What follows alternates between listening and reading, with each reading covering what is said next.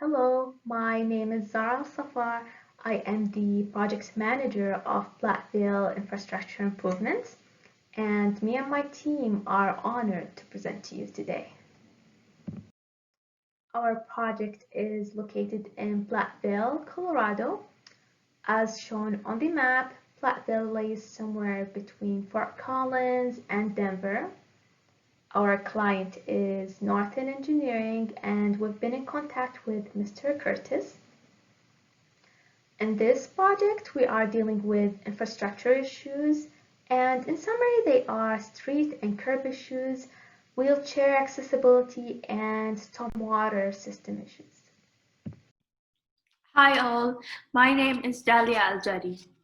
First of all, I want to say a couple of comments about what I've noticed while visiting the Platteville area. The people who lived out there were super friendly and they loved their town and really appreciate it. However, they also said that it gets really messy when it snows or rains. And now I will briefly state a couple of background facts about Platteville area. One, Platteville is a statutory town in Weld County, Colorado. Two, the town was named for its location on the Platte River. Three, Platteville was founded on May 27, 1871, and was incorporated on January 1887. 4.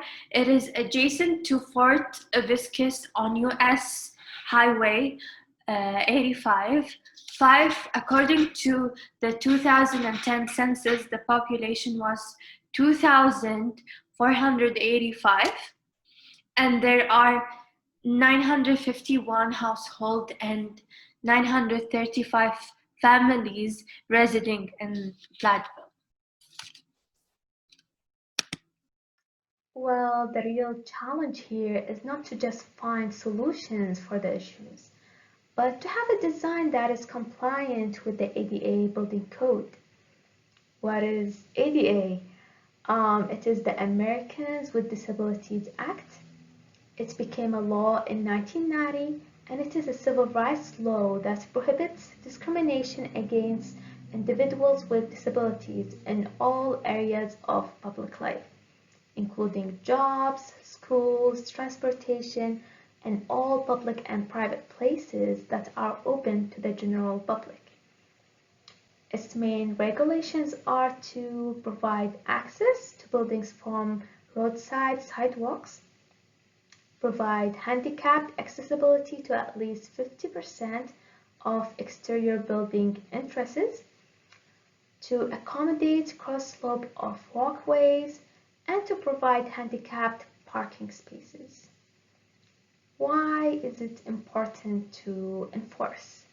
Well, it is the law, and responsible parties can be subject to fines up to $75,000 for violations.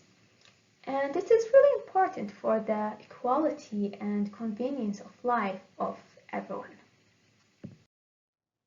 Hi, my name is Rashid and I'm presenting this part of the presentation. So starting with Main Street, we found out that there is a dip which was caused by the concrete drainage pan across the street. Also, there was a culvert across the intersection with Marion. We also looked at the alignment of the curbs and we saw that there were issues going on with that. The road levels were uneven, and not only that, the sidewalks and the roads itself have different width along Main and Marion Avenue. While going on to Marion Avenue, we spotted that there was a worn marking on the angular parking in the area.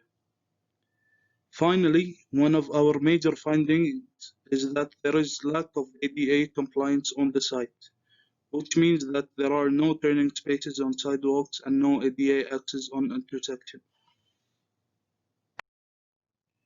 So in this slide, we see the pipe culvert on Marion and the concrete drainage pan that caused the dip, as I mentioned earlier. This can cause inconvenience for drivers where the car could bump into it, and some drivers don't see the dip. So here, the left image shows us the angular parking on Marion Street, and it clearly shows that the signs are worn off due to lack of maintenance probably, or the pavement wasn't painted from before. While the right image shows us the existing curb ramp, and this clearly shows that there is no convenience for ADA accessibility users. Hello, my name is Elshade, and I'm going to tell you about our recommended options for the stormwater design. Since the project is located on Main Street, we think that it would be a great idea to add stormwater planters regarding the stormwater management. I know the writing's a little too small to see, but I will explain everything to you. So, stormwater planters are a lot like rain gardens, but they are contained in a concrete structure and they are more appealing in urban areas. Most stormwater planters capture the runoff and they filter out the sediment and pollutants before releasing the water back into the ground.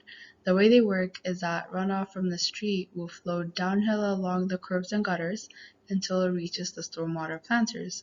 Also, the adjacent sidewalk will slope towards the planters, allowing the runoff to enter the planters through the curbs and gutters. There will be a 12-inch trench drain channel that will allow the water to enter into the planters. They will be about 3 feet wide and 30 feet long. There will be a 2 feet 6 step out zone that is followed by the curbs and gutters.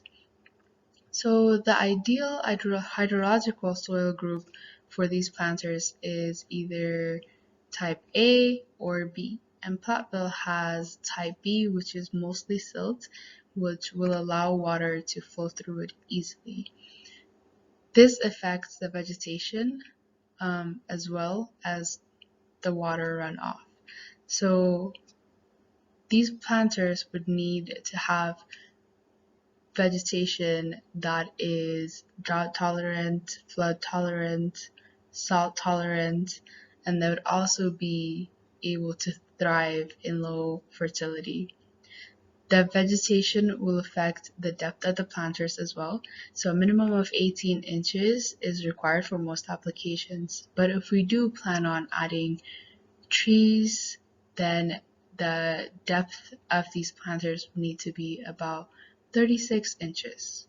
Our second option will be explained by my teammate Hashim. Hi, my name is Hashim Al Hashim. So this our project, our design project, crab opening with the crab opening and mine hole. The mine hole is opening to confine space link access point for underground maintenance, and the crab opening inlet is one of the major type of inlet to use a city drainage system.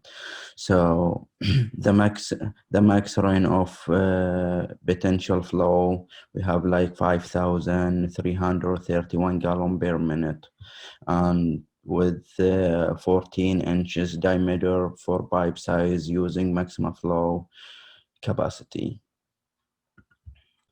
We have 3 main hole and 14 crab opening. So the main hole is between Elizabeth Avenue and Maron Avenue in the main street. So we have 2 in the main street and 1 in the Maron Avenue. And we have 14 crab opener. We didn't have pipe system under the ground because that's a new area, but we have one system in the neighbor, and we can see the yellow light. It's going to connect to our neighbor there. So design criteria in the main street. So we have 12 feet length width and 5 feet sidewalk width, and we have 2 feet crab and gather and 14 inches diameter for the pipe, and we have cross slope 2%. On the Mary Street, we have like 12 feet length width, and we have sidewalk width 5 feet, and gather with crop 2.5 feet and 14 inches diameter for the pipe, and we have 2% cross slope. Hello, this is David Sajo. For proposed design solution for Platteville, we have Main Street, Marion Avenue, and Goodread Street to be asphalt pavement with concrete sidewalks. We have Main Street as a two-lane highway with one lane on either direction. We also have an on-street parking for Main Street. We also incorporated a bike lane, which will be between the travel lane and the on-street parking for Main Street. We have an angular parking for Marion Avenue, and it also has a on-street parking, a parallel parking provided. The on-street parking for Main and Marion Avenue. Main Street is going to have a parallel parking lane on the road with a pedestrian access route, and on Marion will provide an angular parking and also a parallel parking.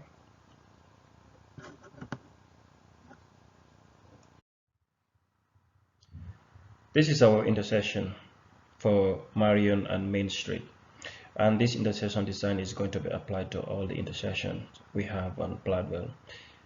And you'll see that we have to make sure that it complies with ADA design requirements by providing crosswalks and perpendicular curb ramps for pedestrians. So our design focused on the critical area on the site, and we chose the best alternative to go with our client needs. The estimated total of the project is about $1.3 million, and as you see here, we see the specifications of the estimated totals. That's it. Thank you for watching.